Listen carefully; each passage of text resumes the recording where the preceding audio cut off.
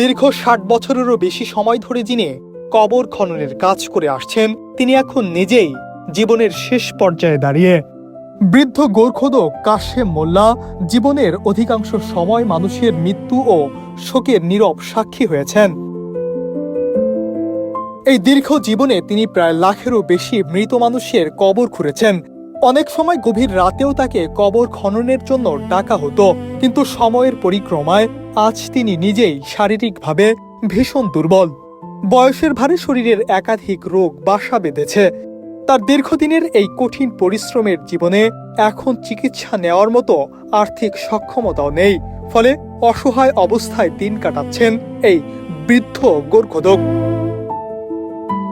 জীবনের শেষ প্রান্তে এসে এখন তার সবচেয়ে বড় চ্যালেঞ্জ চিকিৎসার ব্যয় বহন করা ও দৈনন্দিন জীবনযাপন চালিয়ে যাওয়া।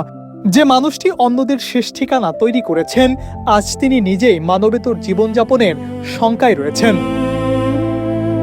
স্থানীয়রা বলছেন, কাশেম মোল্লা বহু বছর ধরে এই পেশার সঙ্গে যুক্ত থেকে এলাকায় অসংখ্য দাফনের কাজে গুরুত্বপূর্ণ ভূমিকা রেখেছেন। তার এই অচল অবস্থা দেখে অনেকেই সহানুভূতি প্রকাশ করেছেন এবং সবার কাছে সহায়তার আহ্বান জানিয়েছেন।